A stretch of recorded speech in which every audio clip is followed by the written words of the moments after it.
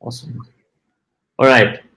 I think we're live now and everyone can see us. Hello, everyone. Welcome once again. In case you joined here after my first address, this is the RE-BOOTCAMP Dubai. We're here to discuss the opportunity of destination weddings in Dubai. I'm going to get straight to the point. Right now, you can't see the lounges, the attendees. But after this short session, you will be able to again access your lounges and go around and continue networking. I have with me today Kiran from the Dubai Business Events India office. By show of hand, that's okay. You can read that who Kiran is amongst all of us. I also have Andy, who's a multi-property general manager, and also looks after a bunch of things in the Jumeirah Group. So a lot of experience to kind of leverage here and asking the right kind of questions. I'm sure wedding planners want to know what's happening in Dubai. I also have Sarah from Emaar, again a cluster director. Between Emaar and Jumeirah, these are all both homegrown brands and two of the most popular properties of Dubai. We also have Jivesh from the Hyatt Group. Again, multi-property role, director of event sales across the 9 hotels. And whilst Hyatt is not a Dubai brand, it's one of the most popular brands in India. And there's a lot of consumer confidence in Hyatt hotels, known for weddings in India. So I think we're lucky to have a very good set of people here. So without taking much of your time, I'm going to hand over to Kiran. Please, Kiran, give us an overview. The session title is Dubai is Open for Business. Give us a little overview of what's going on, how open is Dubai for weddings from India. Over to you, Kiran.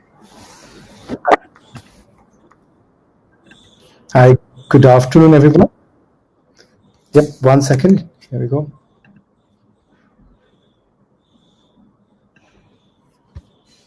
Oops.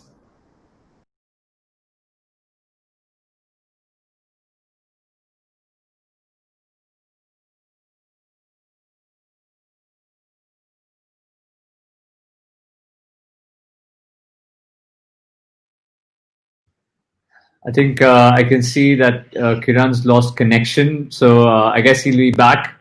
Andy, let's start with you. We'll get a macro picture from Kiran a little later as he comes back. But for now, let's hear from you, Andy. What's happening at the Jumeirah Group of hotels operationally, and what are the updates, important updates for Indian wedding planners considering Dubai as a destination for weddings in the upcoming season? Thanks, Vishal. Good afternoon, everybody. I think the most important thing to focus on at the moment is still the uncertainty around a lot of the regulations and rules that are coming up and changing. The government here has been very, very proactive. We're very lucky to have seen such low numbers from a COVID standpoint. And then as the government ramped up and ramped down with regulations and guidelines, I think they've done a very good job of keeping all of us informed, and the actual guidelines have also brought in, well, from us from a company aspect, of course, like globally, the hotels, we've had some hotels ramp down their operations, other hotels remain open for business. At the moment, along the beach, we have 3 of our properties fully operational. In the city, we have 1 hotel fully operational on Zabil Sarai out on the island. The Palm is still operational as well. Of course, we would love to have 100% occupancy and be able to fill up 14 restaurants, but we can't. So there is a phased approach to opening. For the event business and the wedding business particularly, we are seeing a slow comeback for smaller events as such. Yesterday we were lucky enough to host a event for the Ministry of Interior in Madinat Jumeirah, so we were able to actually do some for the police graduation, so we were able to put into practice a lot of the things that we've been told to do. In my little hotel, I'm doing smaller events every day. Small is from 5 to 40 people. But on the wedding front and the social event front, we've had a little bit of a turnaround on the opening up of the weddings. They want to make sure that when the government says yes, we're ready for weddings and socials, that the citizens are ready as well, and it's all about maintaining safety and maintaining the health of the residents and also the visitors.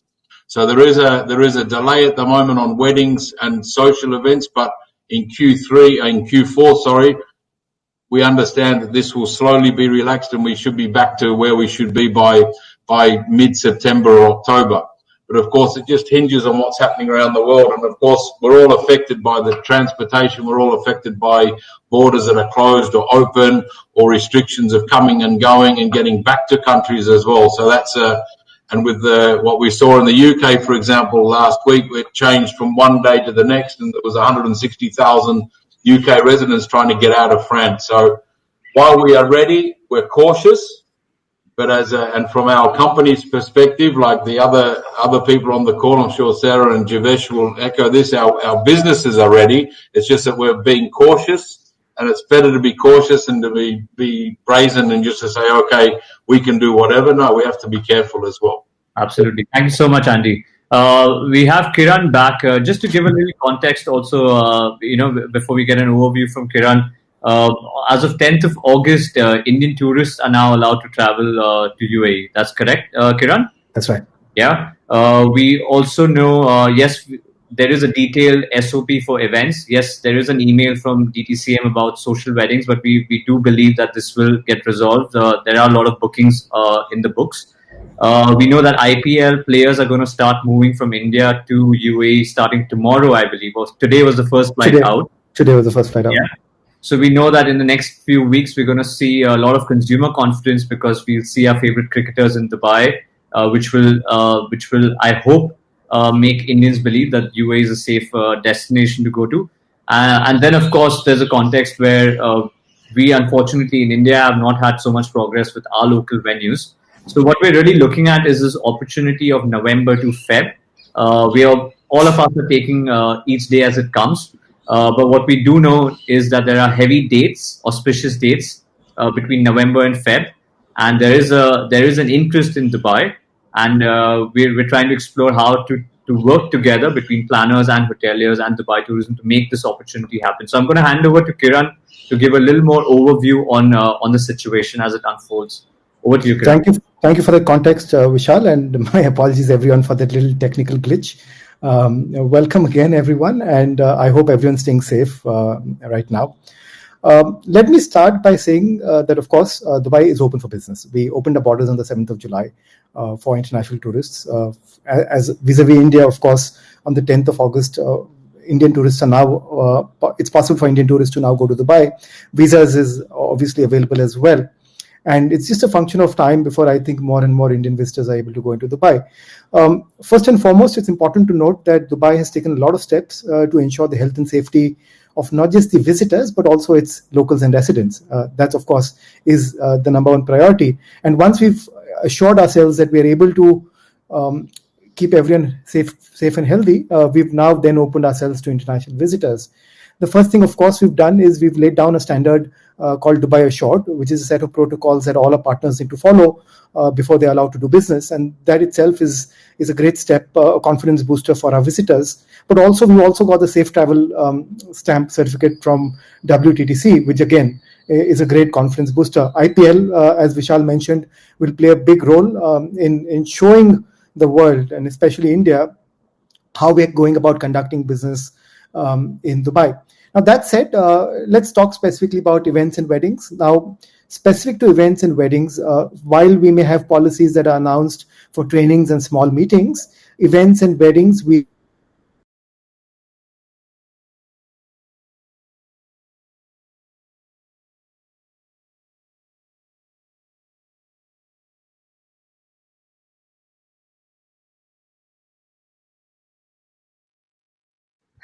I'm sorry, I think the western part of India is experiencing a lot of rains today, so it might be that. We'll wait for Kiran to come back. Let me bring in the meanwhile Sarah. Sarah, can you please share with us some updates from Imar's point of view? Yeah. Oh, sorry, Kiran, I just moved over to Sarah, but Hi, okay, let's did I get lost again?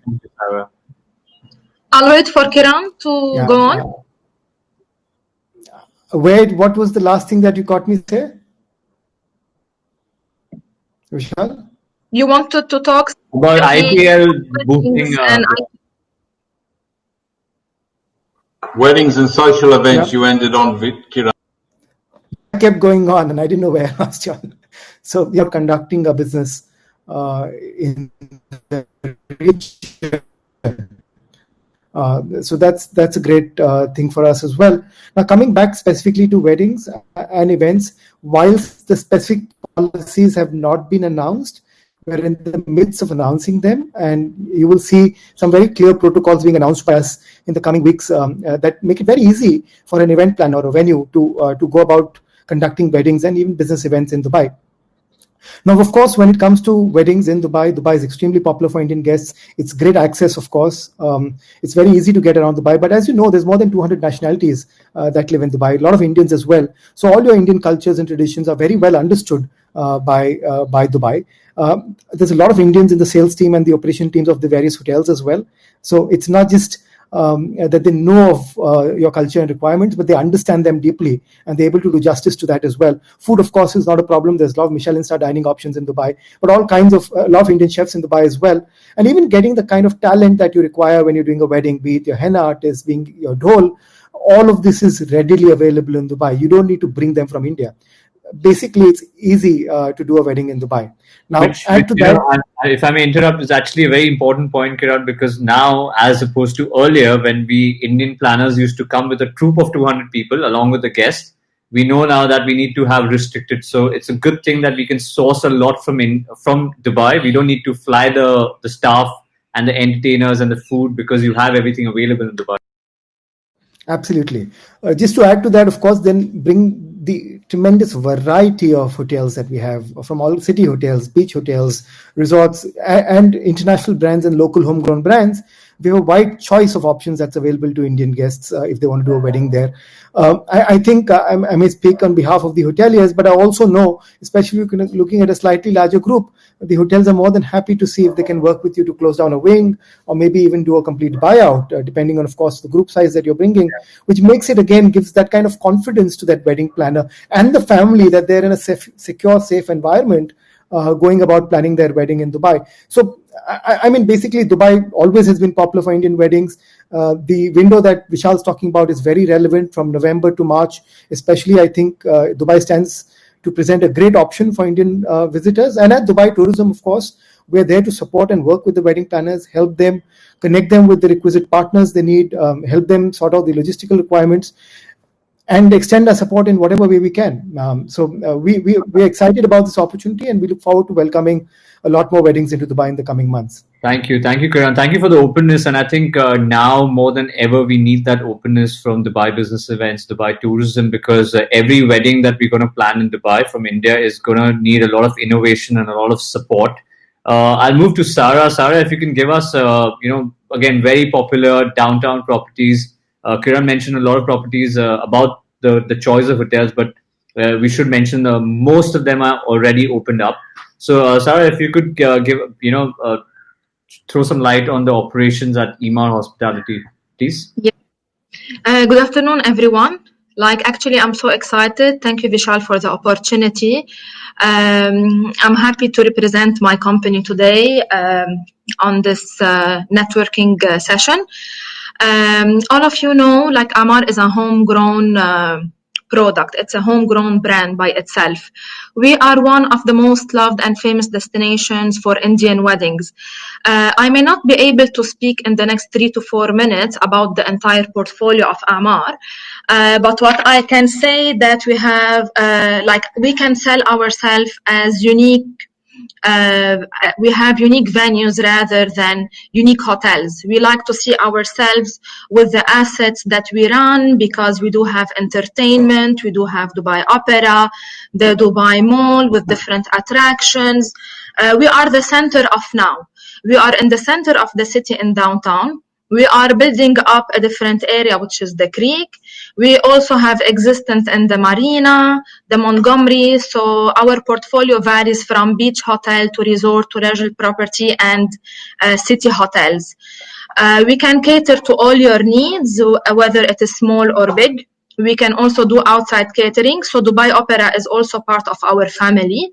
It's a very unique space that actually our Amar hotels by itself cater to the needs of these weddings that are taking place in that location, or the Burj Park. So we're not limited only in our indoor venues that are located in our properties.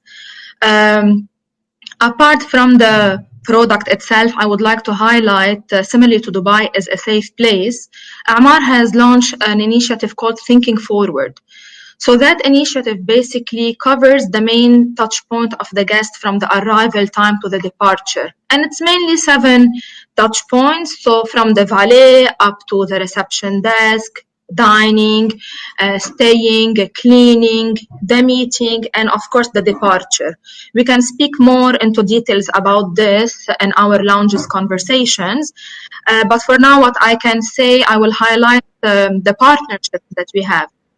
We have been certified and audited successfully by Bureau Veritas for the measurements that we have in place amidst the coronavirus outbreak. Of course, the precautionary measures that are coming from DTCM and the Dubai municipality are thoroughly followed. Plus, we have also taken further steps to ensure that our guests are safe. I can proudly say that August have been a very successful month for our properties. We have seen a jump from an occupancy of 14% of the open hotel from last month, from the Eid period until now, and we have successfully closed 100% hotel occupancy during Eid time.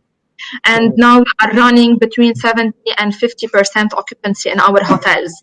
This is also like a very good indication of the trust that the guests are putting in our properties. Okay. And since we have all this great news, we have decided to bring earlier the opening of the rest of our properties, like the Armani, like the Address Skyview, because we initially have the Address Downtown, the Dubai Mall, and the Dubai Marina as opened hotel from June onwards.